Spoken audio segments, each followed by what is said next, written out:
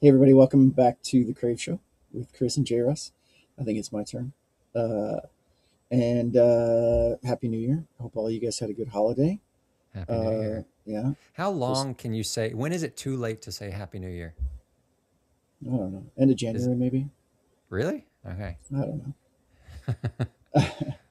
What were you just talking about? Oh, okay. So thinking about animals, and we were talking about how smart they are, and so it was interesting having CH. I mean, you have a dog and we normally would have a dog. Um, and they're really smart. Cats are smart, and you can see the intelligence of them, and the curiosity, and the playfulness, and the love coming out of them, and you can see all of those things. And when I had CH, it was really obvious that she was smart. She had an intelligence that was just undeniable, and a curiosity, and like Bean is very very curious and at all times, um, and I worked as a ranch hand for a weekend in Colorado one time, and with cows, and they're not smart. Uh, like, just not at all.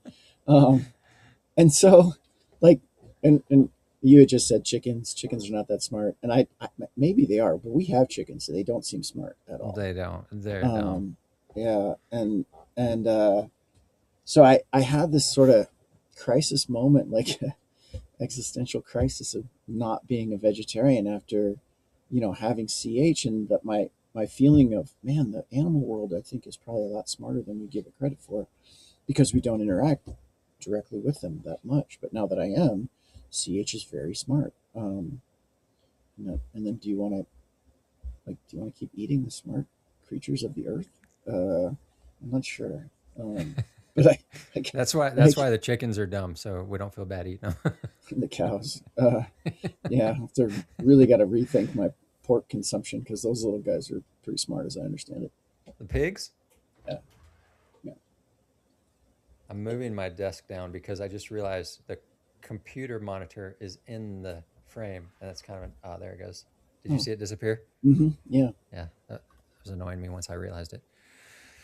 Um, Okay, completely different topic, real quick, and I don't want to. We don't have to talk about this for a long time. But are you familiar with Milton Friedman? I Have you don't ever think listened to so. him? I Okay. don't, Do you do Spotify? I can't remember. yeah. Yeah. Okay. Look up Milton Friedman on Spotify and just listen to some of his stuff, and then I want to talk to you about it. I got to hear what you think. I'd heard his name before, but I didn't know who he was or anything about him. But I just started listening to him, um, and I think some of the stuff that I'm listening to is like from the probably from the like late '70s, early mid '80s, something like that. It's older stuff. I don't even know if he's still alive, but really interesting Hmm. dude. It says he's an economist. On his Hmm. death in the autumn of 2006, was lauded as the grandmaster of free market economic theory in the post-war era by the New York Times, and the most influential economist of the second half of the 20th century. Hmm. Nobel Prize in economics. Hmm. He got a Nobel Prize. So I just looked Wow. him up on Spotify, and Wow. um, That's cool. so, Yeah. Anyway, just listen to some of his stuff, and then I want to hear your thoughts. He's very very interesting. okay. Um, yeah. So I was thinking for today for the podcast, we don't have a guest. We don't have any specific topic. So I was actually thinking maybe I could kind of showcase these new services on the Crave website, Oh, great. and you we don't have to spend a ton of time on it. I just want to share it with people because I've mentioned it in a couple other videos, um, and I've been talking to people, but I haven't really done any promotion. But I think it'd be I would like people to kind of start knowing about it. So I thought maybe this would be a good way to start.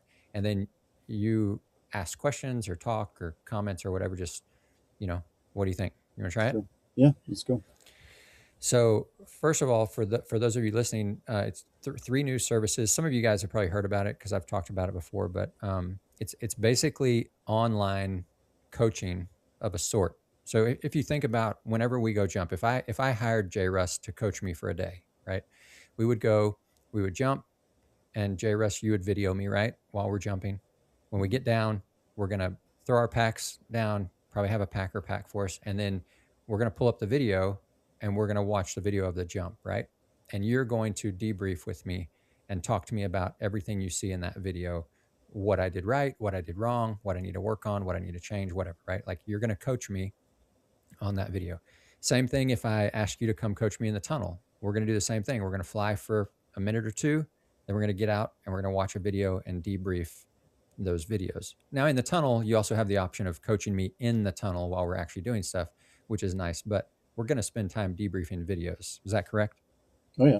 Yeah. So, I mean, this is already, this is how we do coaching in skydiving. This is very common practice.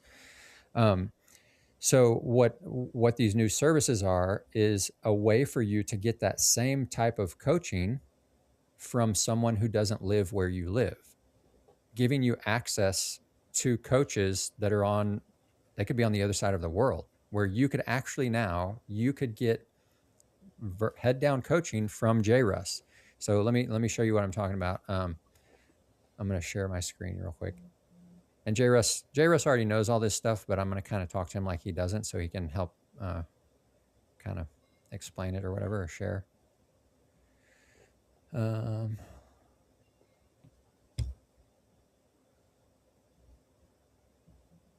All right. So you can see my screen. Oh, the infinite window. Nice. Okay. You see the Krāv website? Mm-hmm. I don't know why it's showing that picture wrong. So on the Krāv website now, there's a new page, coaching and directory, 2 new pages. Coaching, you can actually go to this page on the Krāv website and see the 3 different services that are now available: quick review, deep dive, and a flight lab. So what a quick review is you upload a video of yourself either in the sky or in the tunnel. Well, first of all, you choose a coach. You upload the video. The coach is notified that your video is there. They give you feedback on that video. Then they send it back to you. Then you can watch the video with all the coaching and learn and get all the feedback and coaching from that instructor, or from that coach or instructor. The deep dive is the same thing. You upload a video, your coach gives feedback, they send it back to you. Then you have a one-on-one video call with your coach. The flight lab, I'm not going to get into that right now. I just want to go over these 2. Real quick, JRuss, I don't know if we talked about this. These icons right here, do you understand Go Fly Better, what this image is? It's so cheesy. It's so dorky, but I thought it was so funny. I mean, it looks like a shredder, like you're going to go shred. Yes, that's it. Yeah. You got it. Okay. I've showed it to like 3 or 4 people, and everybody's like, "What? What does that mean?" I'm like, "Well, what is it?" And they're like, "It's a paper shred." Oh, shredder. Come here. It's so dorky, but I think it's awesome. Okay, so anyways, what you do, if you go to the directory, you can see the list of coaches. Right now, we only have a few on the website. I'm in the process of onboarding a bunch of people, but let's say you chose me and you wanted me to coach you a little bit. So you could do this quick review. When you choose quick review, you're going to put in your name and email, agree to the terms of service, and then you're going to upload a video, and I'm going to get notified as your coach. Let's see. Oh, I know what I need to do. Sorry.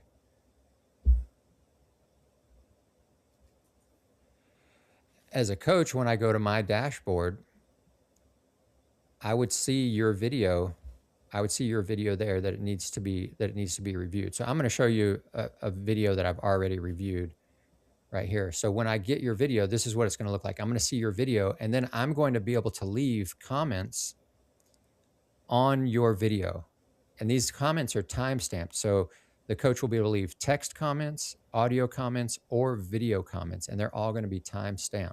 So right here, this is a video that someone sent me, and I left them all this feedback. They were working on transitions in the tunnel. So I went through, I left them a video comment explaining some stuff. I wanted to show them some specific things to do, some text comments, a couple audio comments, but also what I think is really cool, any of these comments, when you click on one of them, it's going to automatically jump to that spot of the video. So you know that this comment is talking about this particular spot in the video. This comment down here is talking about this particular spot in the video. If I go back up to the top, this comment right here, it looks like it's showing the same one, but those are different right there. Yeah. Um, and I think it's really awesome because you get to see exactly what your coach is talking about. Also, all the audio and video comments are automatically transcribed, and you can see those transcripts here. And all of the comments, whether they're audio, video, or text, are searchable. So you can actually search through the comments. The reason that is, I know it doesn't sound like something you'd want to do, but for audio comments, for example, JRuss reviewed a video of some guys doing some VFS stuff in the tunnel, and all JRuss left all audio comments. Well, the guys, they listened to him and they wanted to go back and revisit one of those comments specifically, but they couldn't remember exactly which one it was because it was just all these um, a list of audio comments just like this, just over and over, just 15 or 20 ones, and they couldn't remember. So now what they could do, if they remember that he said something about, like, let's say long rudder or something like that, they could search here for that and it would automatically show them that audio comment. So then they could go back and listen to it and see that spot in the video again. um, so and once your coach is done reviewing it, leaving all the feedback, they're going to mark it reviewed and send it back to you. And then you can go in and see all of this stuff here. And it's going to, that your video with all these comments is going to stay on the Krāv platform. So you can go back and watch it as many times as you want. It will be there.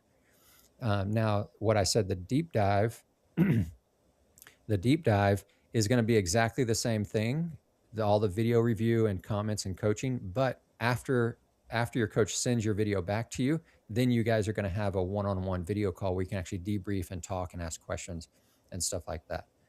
JRuss, let me ask you, what do you think? Questions, comments? What am I leaving out? What do you think about it? You've had some experience with it. Yeah, I mean, I think we might have talked about it a little bit before, but I liked it because for me it was super convenient. Like I got notified, and mine was a beta test, but still I get a notification. Hey, there's video waiting for you. I think I sat down kind of like today when I was done with work, and I've got, I don't know what it took me, an hour for free to be free and look through it and leave comments, and it was, I thought it was great because the time, especially the time stamping of my comments is so nice. And I was thinking about last year I coached a VFS team remotely, and I'm sorry if I said this, but they wanted they wanted me to review their video, and then they wanted to have kind of like a Zoom call. It wasn't Zoom, but kind of like that. And it ended up, I wanted them to get better, but then it's on their schedule when they all can get together, and then I kind of had to be locked into that time. And then also because it wasn't an audio tagging format, I'm writing down just by hand 6-8 pages of notes Oh my goodness. for 20 minutes of flying that they sent me. And then or the phone call was an hour, and so I'm charging $100 for that service, but it ends up being 4 hours maybe of my day. Yeah. That it just, I mean, it's just handwriting just takes so long, and I'd have to Yeah. back the video up and remember what I was thinking. And so just being able to watch and like when I looked at the video that these guys sent me, I watched it through a couple times. Wasn't very much video. I don't know, 20 minutes maybe, but it's not very much. And then cool, I'm ready. Let's click record, and okay, this is what I think about this, and next and next and next. And I was done with everything in probably less than an hour. And then they've got this permanent record of what I think about that jump. It's great. Yeah. Yeah, and their feedback was super positive. They were really stoked because, I mean, well, for one, you gave them a lot of really good advice and coaching and tips. I'm sure it helped them a lot. So yeah, so that is these new services, quick review and deep dive, and those are live right now. Like, you can actually go do it. Like I said, there's only a few coaches on there. I'm in the process of onboarding some more people, so that directory will continue to grow. There'll be more and more people on there. But yeah, if you want to try it out with one of the coaches currently there, go for it, man.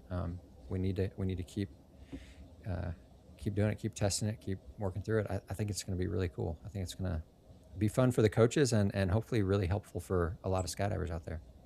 Yeah, I think the price is super good, honestly. Mm. Like you can get so much value out of this, and especially like I was thinking about the VFS guys that got in touch with me. I think the guy that contacted you was maybe the only guy on the team that I don't know. Mm.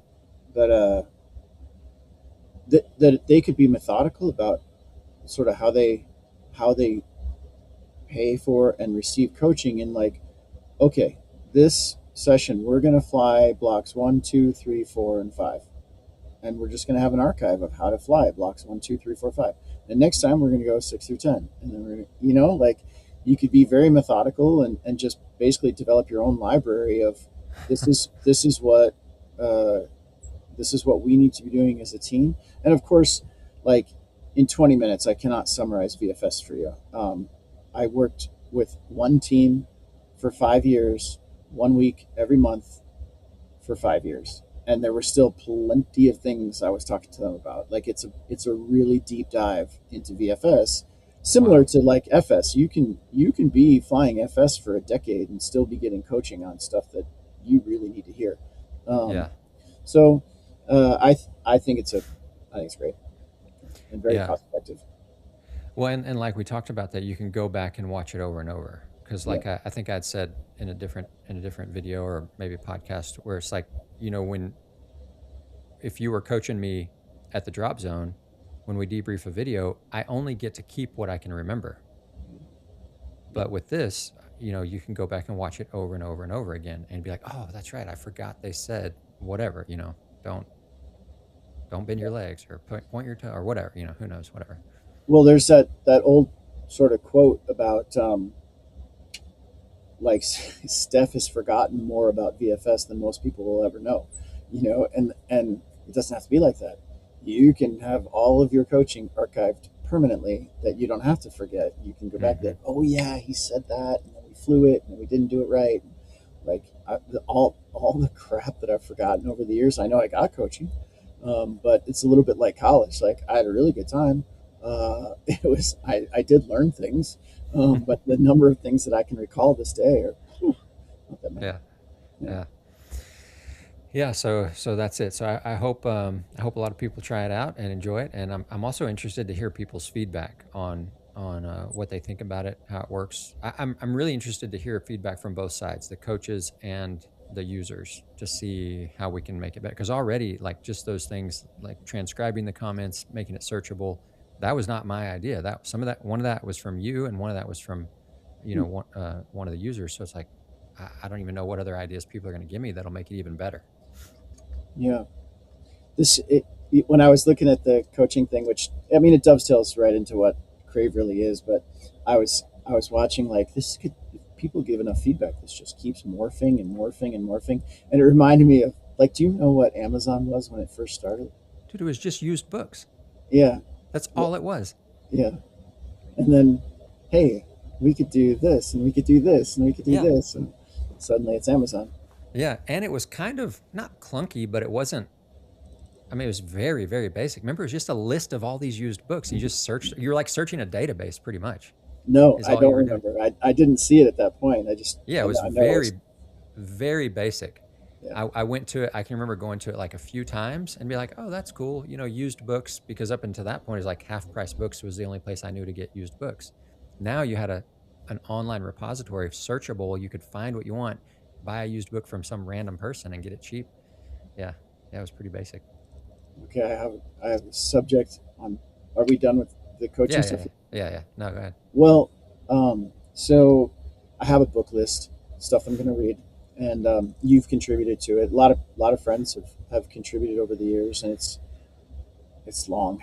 The list is deep, and if I showed you the list, there's a bunch of quotes I added in there and things I want to remember from books, and so it looks monumental. But I would say conservatively, it's 20 pages long, Oh on my goodness. of just books that I need to read, and so I added to the list, and I was curious if you had heard of because it's a little bit like I think the Dead Sea Scrolls. Have you heard of those? Hmm. Yeah. And so I bought a book about them one time, but I didn't. I got really bored in the very beginning, and I didn't finish reading it. But I want to go back and read it again. But it was just like going over what was found in those. I think there were caves next to maybe the Dead Sea or Sea of Galilee, something like that. Hmm. Um, and there were several that were, I don't know if apocryphal is the right word, but just not included in the canon of of the Bible. Um, and but one of them, maybe like, is there a book of Isaiah? Hmm. I think if there's a book of Isaiah, they had, it was like word for word exactly the same as what's in the Bible Mm. in this Dead Sea Scroll text. But then there were other books that were not the same. Yeah. But it was like super interesting to think about writings from that time period, and um, especially the book that is exactly the same as what was eventually put into the Bible in a time when like there wasn't a printing press. So it's really interesting that made it in exactly the same. Yeah. Okay, so recently, Joe Rogan has been talking about the book of Enoch. Okay. Have you heard of this? I mean, I've heard of the Book of Enoch. I've never read it. Yeah, so I downloaded it. But one of the things that he's talking about that's super interesting is that you know, he's a big UFO guy, and I I really like UFO ideas, and it's just super fun to think about, and um, you know, so I'm totally with him when he starts talking about that stuff. But in this book of Enoch, they talk about watchers who watch from the sky and like come down, and I think they end up having sex with humans and like creating this, I don't know, hybrid breed. But and there's a whole bunch more. But I was going to suggest that you also download it and we both Okay. read, Yeah, because dude. I'm on my friend Maggie. Maggie gave me a three. I think it's just three parts, but I'm on the third of this science fiction book series that she gave me. It was super cool. Um, Were you able to find a place where you could download it for free, or did you have to buy it? no, I bought it. I Oh, okay. on Amazon. Okay. I'll Um, I'll uh I'll get it. Yeah. yeah, Well, I mean, the Bible talks about the Nephilim. yeah. You remember that part in the in Genesis? I believe it's at the very end of Genesis. Do you remember that where it talks I, about the Nephilim? I don't remember. It's honestly like I've read most of the Bible, but it's been like I did it when I was in college. It's so Yeah, long. it says at that time the Nephilim were still on the earth, and they were they it says something like they looked down and saw the sons of the Nephilim were the sons of God, and they saw the daughters of men and how beautiful they were, and they came down, and I don't remember if it says they married them and had sex, had sex with them and had kids with them or something, but it says they had sex with the women, and their offspring were those renowned men of old who were Hmm. like, it doesn't say superhuman, I can't remember how it says it, but they were like the heroes, renowned heroes of old that could do like crazy feats and all sorts of stuff. So it's like, what is that, like, Were what the the heck is Nephilim were they giants? Nephilim? Is traditionally it has a meaning of more like a type of angel. So it's a Oh, different. okay. It's not a human. I don't know that there's any definitive, like for sure, what that word means, but I think traditionally it's been interpreted as some type of angel. Okay. So what? But like watcher from the sky, like that's kind of crazy. Yeah. Yeah. And I also downloaded the real Anthony Fauci. You heard of that one? Oh no, I mean I know who Anthony Fauci is, but why'd you? What Yeah. is that?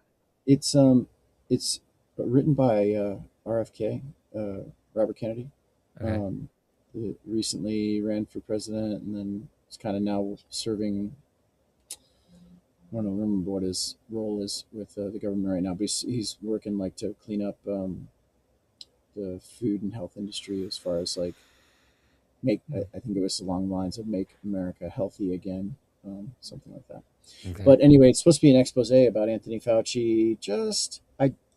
I think RFK's opinion is that Fauci's not that great of a guy, and sort of how how the whole AIDS thing went when he was researching AIDS, uh, and the what's interesting is that it's pretty inflammatory. I think, Oh although I really? haven't read it yet, but he's never been sued, so that especially with famous people with a lot of money, which Fauci is both.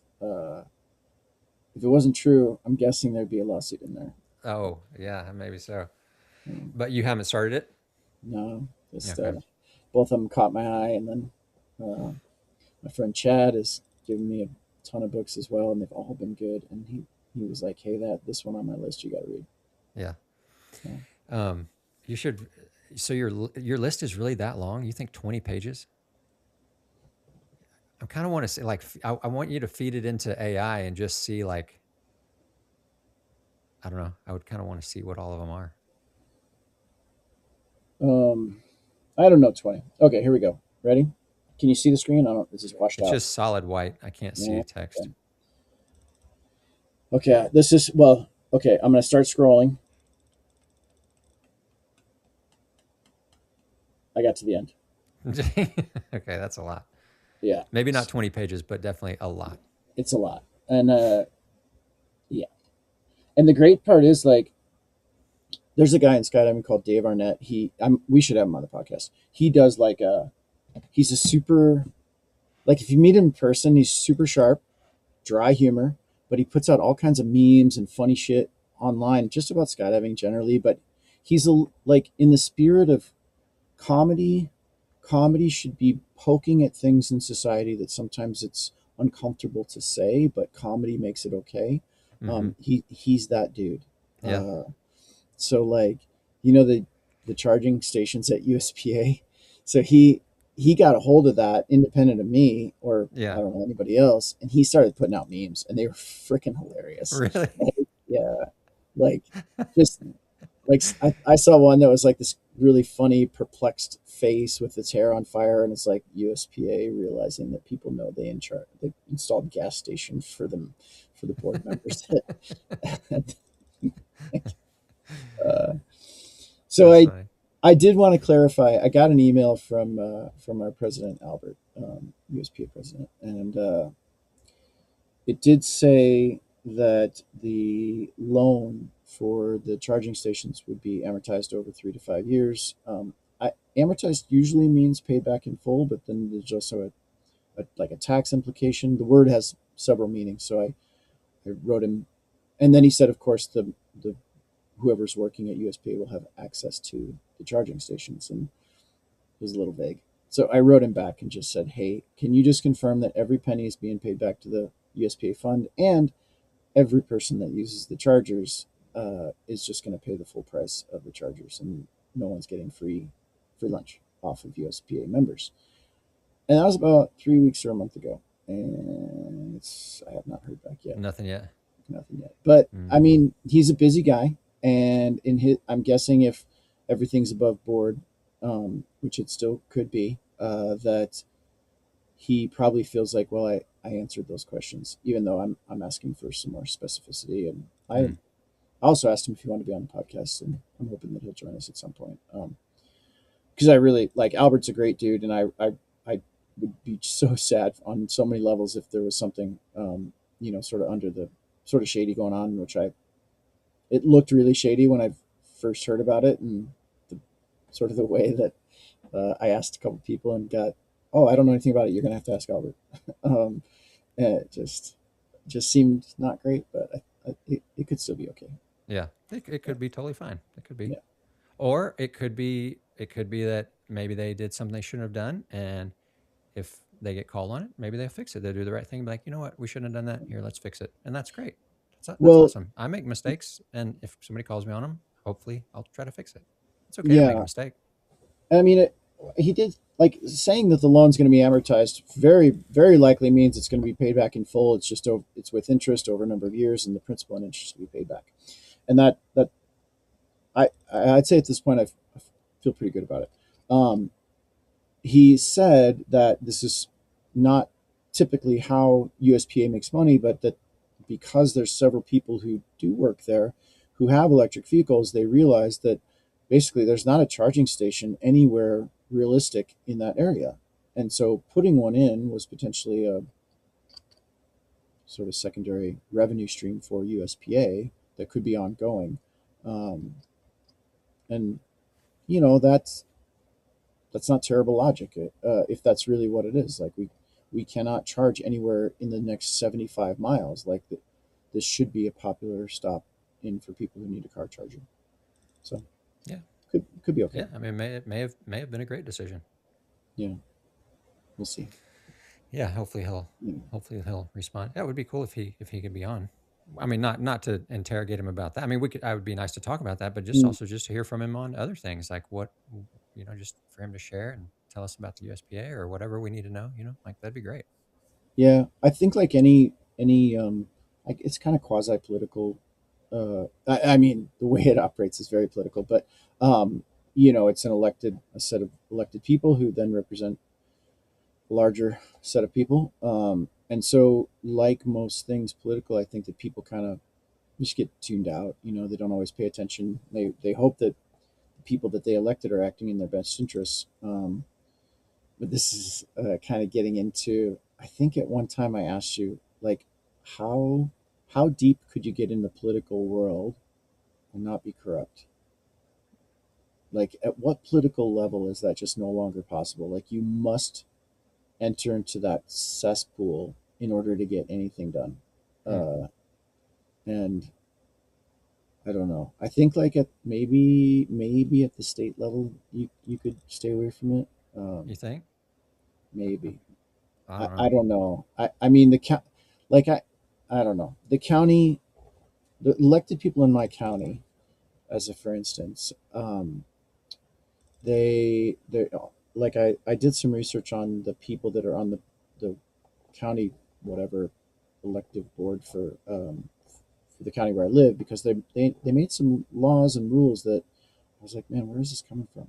And I basically used AI to filter through the meeting notes and look at campaign contributions and look at political affiliations and whether they, do they own business interest in these businesses that they're basically making, some of, for Supporting or instance, whatever. Yeah. yeah, well, they made some laws that you have to get fire mitigation around any house that's kind of in the woods, which it could be okay. Like the idea is good, but then like we had a fire mitigation company come out, and the estimate was like $10,000, and you're gonna trim branches on all the trees in 100-foot radius, and then you got to cut down trees, and you want $10,000, like, but I mean, Steph and I are not really the socioeconomic class of our neighborhood, but we bought at a very good time for the economy, and so we're a little bit kind of the redheaded stepchildren of our neighborhood. Um, but most of the people are very affluent. I don't know what happened to my camera. Um, got washed out. But anyway, so 10 grand maybe to some people is okay. It's not okay for us. So I cut the trees down and trim the rest. Yeah. Uh, Yeah. but it made me think that if they're going to make that rule, that maybe one of them owns a mitigation company that's going to really profit from these rules. And Yeah. that was the AI couldn't find any evidence of that, and was like, well, the meeting notes show lots of people in the neighborhoods coming in and saying we can't get insurance, which Steph and I still have insurance, but it's very likely that we will not have homeowners insurance after I think March or May, because no insurance company is willing to insure us anymore, just by geographic location. Because of fire.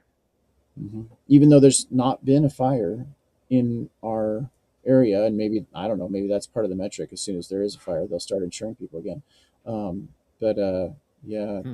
we were supposed to get dropped last year, and this technicality, like they didn't give us enough notice or by law, and so they had to insure us for another year. Hmm. But I think we're screwed this year. Dang. Dude, Yeah, that's crazy. Huh. but isn't that a trip that you're required to have insurance, but nobody will insure you?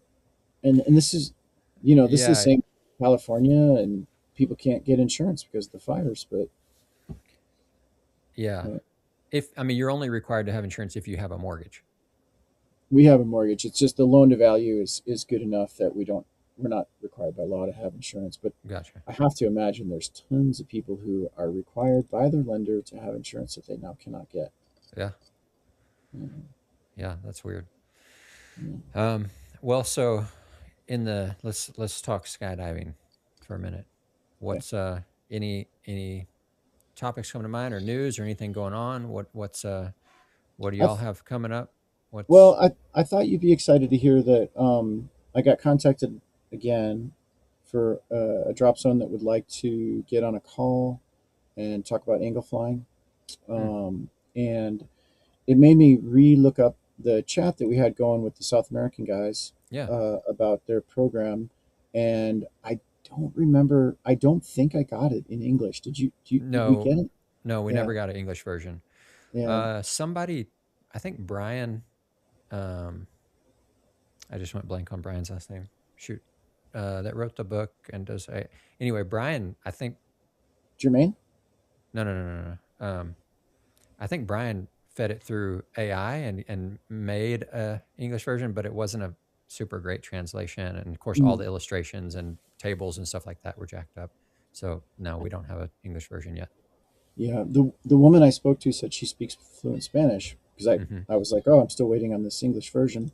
She's like, well, I speak Spanish. I mean, maybe if they gave it to you in Spanish, I could at least get the rough guidelines because their drop zone is actually a kind of a large drop zone, but not doing a good job with angles. And I don't want to say which one because she was trying to do this without getting in trouble with like the local authority, basically. Yeah. But yeah, I Well, mean, I always find that exciting, like people trying to get good information about what yeah, they're doing. I think that's super cool. I mean, do you have the Spanish version? Do you want me to send it to you? I Okay. don't think I have it. All right. I'll send it to you You have after. it? Yeah, it's in that WhatsApp group. I don't have my phone with me, but Oh man, I thought I looked through that. Uh, I mean, I Huh? have it somewhere. Here, let me see if I can find it. I mean, we can keep talking while I look, but Yeah.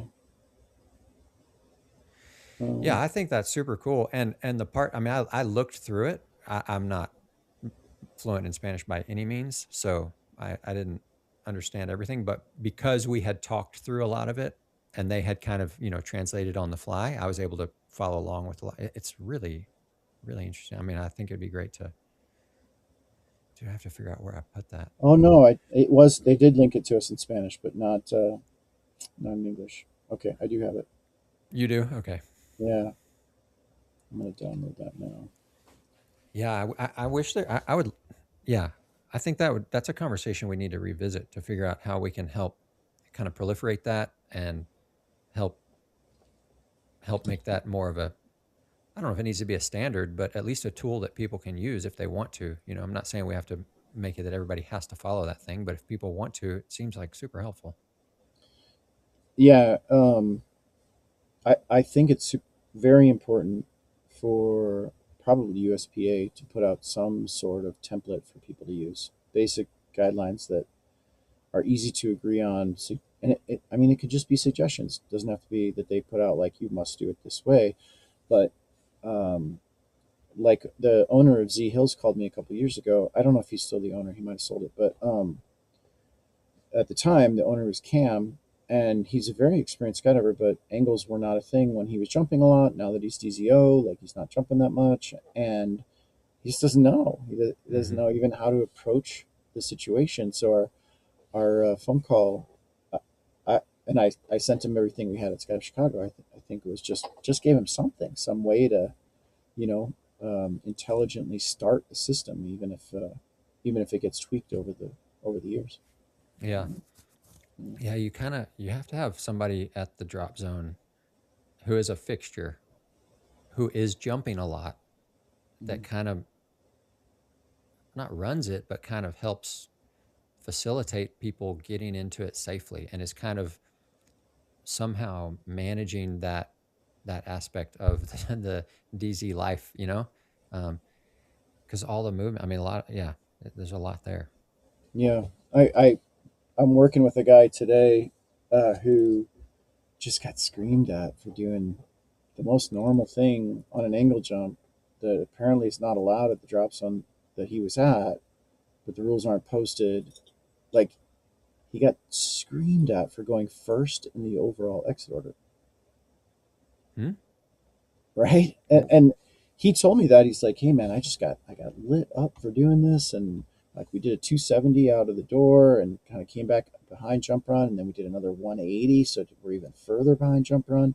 And no, we were nowhere near the next group out, which is the belly group, and like they just lit me up for going first. And I was like, I, I, I don't even know how to respond. Like, in my opinion, first and last, if you can manage first and last, that's what's more safe than flying into an area where there aren't any other people. Like, Yeah. uh, why would you mandate? I mean, we do something different in Chicago because of the hook at the end of jump run, but Yeah.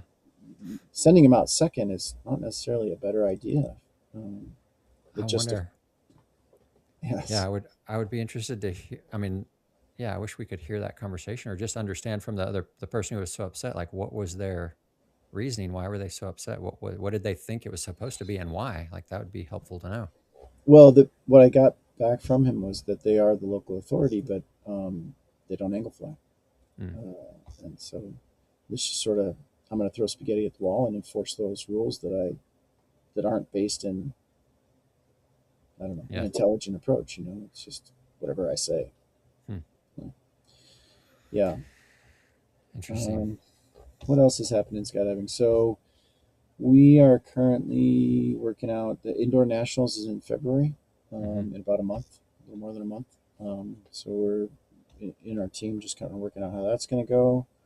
Uh, I don't know how many teams are going to be there. There's a guy from California named Eric Busto, who incredibly talented flyer, but he hasn't been in the competition scene for a little while. Other than he's been bringing the same team to the indoor meet for a couple of years, and mostly I think there's a couple women on his team. I don't think they skydive very much, but they were super good in the tunnel.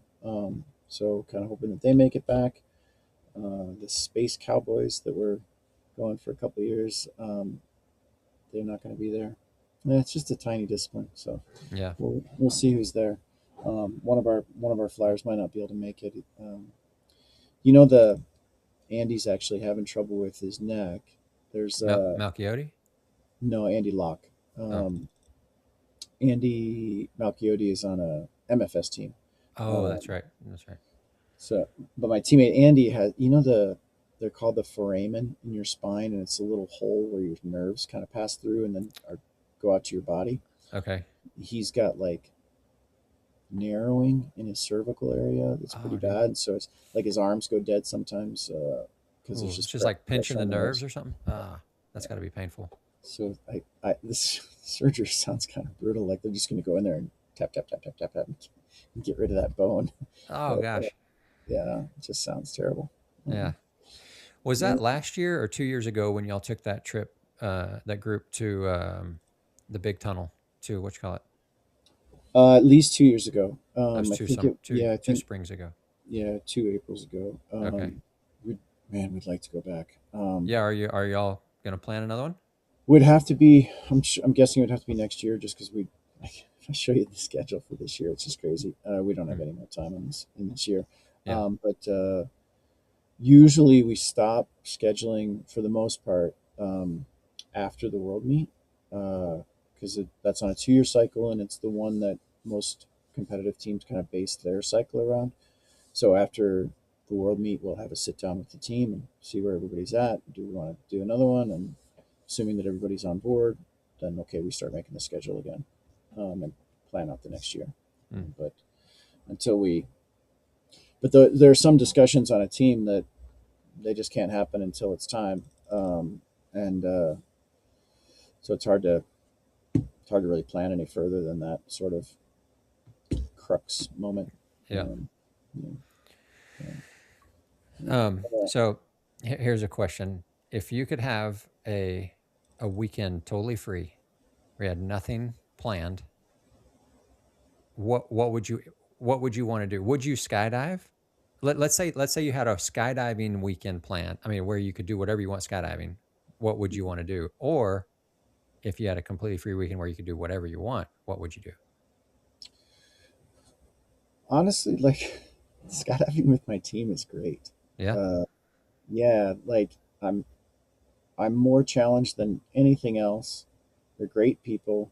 Um, So yeah, if we could have a team training weekend, I think I Really? would pick that over most things. Yeah, I mean, Really?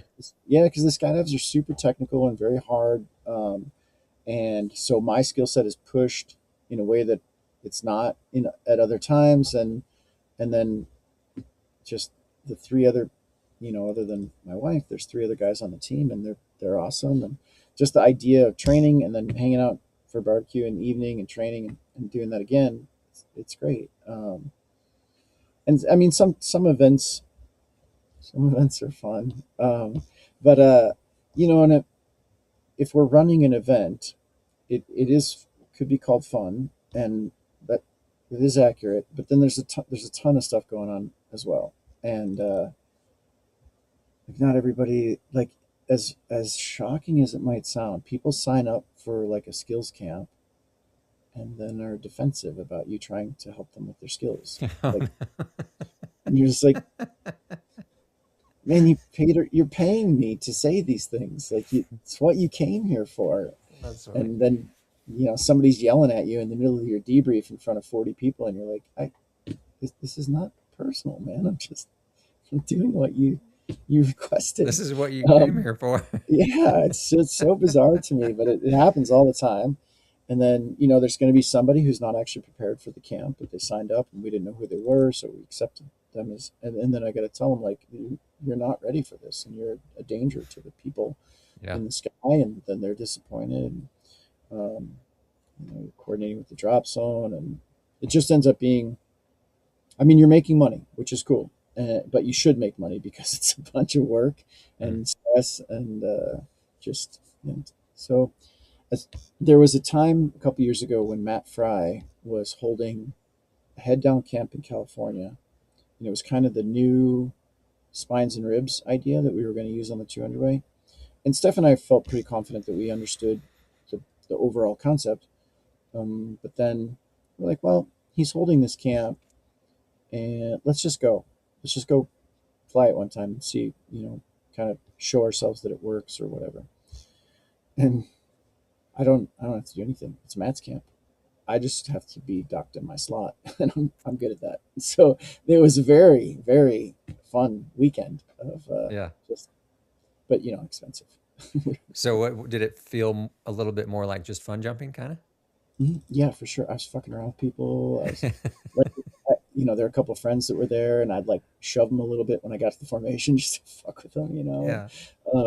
mess with their break off. And Yeah. it reminded me of Brad Hunt had a head up record at Z Hills maybe 5 years ago that he was supposed to have the head up Florida record at a certain date, and it interfered with indoor nationals. So we contacted him and said, hey, can you just move it like a couple weekends, and just so those people can come to nationals? He was like, yeah, that was stupid, I'll move it. And then Steph and I and Rue, in sort of appreciation, were like, let's go be part of it. And we're like, it'll be fun.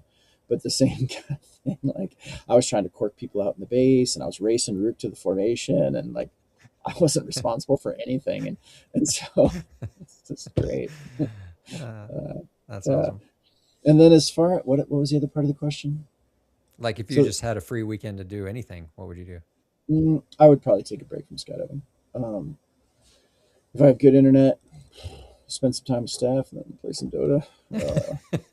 Um, I just I don't get that much time. Like I played, I think I played two games today because I got home at about 2 and we didn't have to be on until 6. So Mm. I played a couple games and cleaned the house and did the dishes. But I don't get that many days that are just totally free. Yeah. Yeah, And how's the shoulder from the good. treatment? Yeah, it's good. I Is it mean, like as far like 0 to 100%? Where are you? 100%. No way. What? Yeah, man. So Seriously? yeah, there was a little while where I could like really reach like my fingertips high and still get like this tiny feeling of pain, and it's gone. Whoa. That's Yeah. crazy. So I ended up recommending stem cells to a few different people. Like, I talked to somebody about it today, and it's a little bit strange because I got the cheapest plan possible, and that was $19,800. Yeah. And that, like, if you think about telling your other skydiving friends, most of whom are in a similar economic bracket to yourself, hey Go guys, go spend spend 20 20 grand grand. They're in like, these stem what 20 cells. grand? What 20 grand are you Yeah, talking about? yeah. Let me get a couple of no interest credit cards for, Yeah, and charge serious. that. Um, but the like I work with a couple people who went together and had stem cells all over, and the woman came back and was like, yeah, like I didn't really have that much going on, so like I don't feel that much right now. But her husband was banged up, Hmm. and he got like neck, shoulders, knees, and he has a new lease on life. Like he's lost a ton of weight. He doesn't hurt. His back isn't hurting all the time. Like Dude. he's uh and so and then I asked the woman of the couple today or yesterday, like, um she had she you can put some of your stem cells on your face. Hmm. It just as like a, the mask that women wear sometimes, you can do that with stem cells. And so when I was at the clinic for my second visit, there's a lot of MMA guys that go there, fighters, and I'm I'm looking at this one guy and I was like, man, that's Nate Diaz. And I don't know if you watch MMA, No, but not really. the Nate Diaz and his brother Joey, maybe I can't remember his brother's name, but they're both, they just look like regular dudes, and like my physique at 54 probably looks a little bit more crisp than theirs at 29 or 30 or whatever they were. But they were tough as a coffin nail. Like they they would outlast you, and in the last round they would just beat your ass when they're covered with blood and cuts all over their face. And but then and they win the fight. Just you're just like, and so I'm sitting in my chair, and he was kind of across the aisle, and we I'm not super starstruck, but I really got a lot of entertainment out of his fights over the last few years. And so I happened to get up and get coffee, and then he came up to the coffee machine, and I was just like, hey man, thanks for a lot of great fights. And he's wearing one of those masks, and he's like, nah man, that's not me. I'm like, you're Nate Diaz, you're literally wearing MMA shit right now. he's like You're he's like, like all right, it's yes, me. you are. Yes, you are. And he's like, thanks man. And I said, what are you hoping for out of the stem cells? And he's like, well, first of all, like, if a mouse farts in the room next to me, my face starts bleeding. Like, I have so much scar tissue, and so this mask is supposed to address the scar tissue and just make me have a normal face again. Hmm. And I said, oh, okay. And he's the only person I had seen with the mask. But then when I got to work, um, a couple days ago, I was driving home with Steph, and she's like, "Oh, so and so, she just looks younger. Do you think she got a facelift?" Um, and so I asked her, "Did you get stem cells on your face when you were down there?" She's like, "Yeah, I did." Um, and I'm like, "It worked." She's like, "I know, it worked really well." What? Yeah, so like if Wow. you like They, just they, little they stuff put like, on the surface, on her skin. yeah. That's crazy. Hmm. Wow. And she had some, like, she's around my age, and she had like little just pouchy things on her face, and like the same kind of smile wrinkles that I've got, and it was not a facelift. She does not look plastic, Yeah. but her face is way less wrinkly. She looks a decade Wow. younger. Wow. Yeah, That's amazing. That's yeah. cool. Dude, I need to figure out how to do that. That sounds awesome. I feel like I'm not sorry that I paid the money, but I feel like there's they're so effective that there's going to be some resistance through like the big pharma or the insurance companies, because it actually fixes what's wrong with you. Um, that there will be resistance to getting it, but the fact that there are American people doing it, at like the Panama clinic is an American, the Tijuana clinic is two American guys. Like, they're pushing as hard as they can to get it through the FDA to bring it here. And once that door is cracked, I feel like there's going to be so much competition, because like the process I don't think is that hard. Like, Yeah. you you find the stem cells you like with the properties that you like, and then you culture those, which culturing is not expensive. Mm-hmm. I mean, getting everything set up, the labs, like that, like anything else, it's a startup business, and there's this huge initial cost. And I'm sure at $20,000 a pop, they're doing okay because there's probably 100 chairs, and every time I'm there, every seat is full. Dang. And But once there's competition, once say India gets involved, or I don't know, maybe even China, then the price is going to come down. Yeah. Man, that's awesome. Well, Yeah, that's so cool that your shoulder is just back to normal. yeah. I That's I awesome. had the last round injected into my knees, Mm-hmm. and it's slower. I can't get away from, like, I could kind of baby my shoulder, but I can't get away from using my knee, and like it's so that there is definitely progress. It's just I feel like I'm irritating it all the time. Oh yeah. Yeah, Yeah. but for sure it's better. That's awesome. That's Yeah, super cool. yeah. All right. Well, any plans to be down this way anytime soon? Nope, No. nope. The schedule, man. I would love to come down there, but no. It's so that what's super nice is that our work schedule has expanded incredibly, Mm. which is great. But like, I have one day in February that does not have something scheduled. March, I could come see you in March. But yeah, then once April hits, it's every day's taken until probably October. Jeez. Wow. Yeah, That's which is crazy. great. It's nice to be busy. Um, like right now, March has like a whole week that nothing is taken, and it's hard to believe. But I think it's because Andy's having that neck surgery, and we can't do as much as we normally do. Mm. Yeah, no All right. plans. Yeah, Well, yeah, we're at 57 minutes. yeah. So I was gonna hopefully tantalize our viewers with, I got to reconnect with Bill Booth and John LeBlanc, because we agreed in principle that they were gonna join us on the podcast, but I gotta nail them down on the date. So I gotta write to those guys. What else? Did you ever? Do you remember sending me the? It was it was Mel's podcast, but it was Eliana's picture. Do you remember when I said that? Yeah. I didn't end up posting either one of them because I didn't get a repeat. Like, you didn't resend it.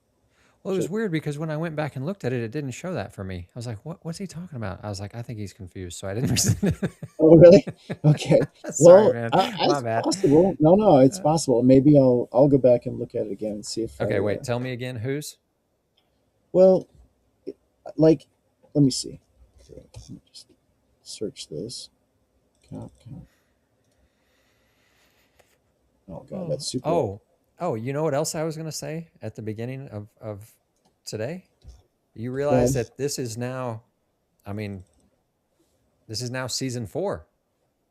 We're in season 4 of the Crave Show Is it podcast. really? Yeah. That's awesome. This is season 4, episode 1. I need to go back and count how many we're at. We got to be getting close to 100. I think we should do something when we get to 100 episodes, like give something away or do, I don't know what we should do. Something Well, fun, something I mean, fun. definitely we can do something with the new coaching thing. You can give away my coaching anytime you want. Yeah, like have a you could have a raffle for like I don't know, a, something. a deep dive. A, a free t-shirt. No, I don't know.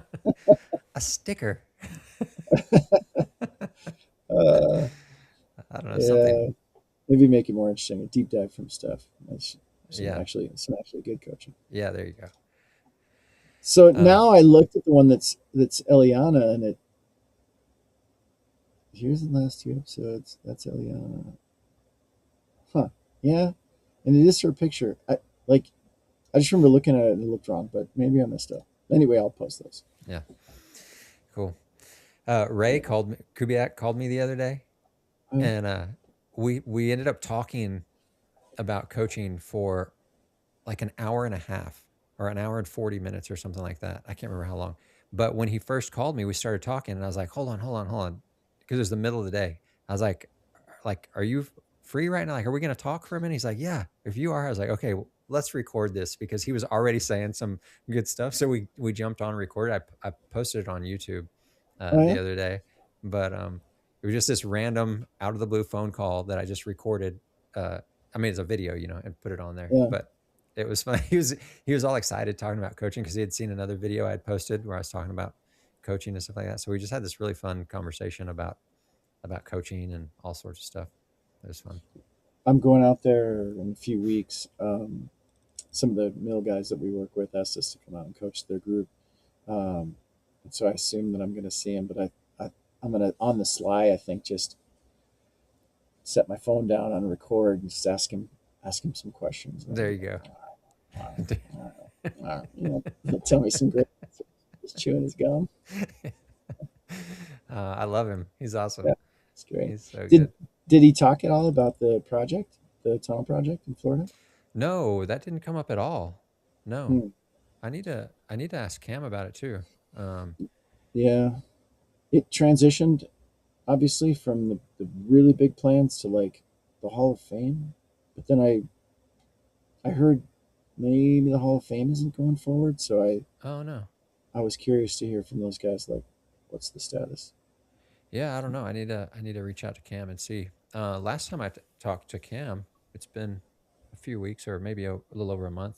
Um, he didn't. Yeah, I need to ask him and see, Yeah, because I mean cool. I was excited about it. I think it's going to be cool if it works out. Yeah. God, who else was I? Somebody local. I've got so many ideas for the podcast, and I just got to nail people down. I need somebody making my appointments for me. I need to think of a name, and then give it to my secretary. I don't know who that would be, and then They make get it them. happen. Yeah, Yeah. So many people out there though. Like, I think that Mel Firth is was a great example of somebody who's just in skydiving. Like, she's not super well known, but um, uh, but a very interesting story, and like the stuff she's done is super cool. And I just feel like there's a ton of people out there like that that yeah, um, we could. We don't have to have the Bill Booths and the John LeBlancs all the time. It could just be regular old people who skydive and that are fun to talk to. yeah, yeah. There's a lot of those. There are a lot. Yeah, my friend Danny Cordito, he's a tunnel instructor in Austin, um, and he's one of the coaches that's on the Mm. new on the Crave website. The new stuff. He's just a really just a nice guy, like fun to talk to, nice, fun, like great flyer, excellent coach, like really awesome, and just fun guy. Like I would like to have him on. Drew Steele, another guy like that, like just a really neat guy. Been coaching and flying for a long, long time. Really good, super knowledgeable, just genuine, sincere, kind person. Fun to talk to. Is is Scott Latness down with you at San Marcos? No, he's at Dallas. Yes, okay. Yeah, Scott's a cool guy too. I didn't even think. Yeah, he would be fun to talk to. Yeah. I mean, just super knowledgeable, been around Yeah. forever. Oh yeah. I'm sure he wouldn't remember, but I did eight way belly in like 2004, and we didn't know anything about eight way. The guy to my right was wearing a Protec, and Scott You stayed for say like. it like it's so. He's wearing a I mean, Prozac. the Like, come funny on, thing bro. is, okay, so after I disparaged him for wearing a Protec, there was a jump that totally fucking blew up, and I ended up kind of head down, and I looked over, and he was head down next to me, and he asked for a doc, and I took it, and then we stopped fucking around and went back to the scene. But it was just funny that Protec can fly in his head.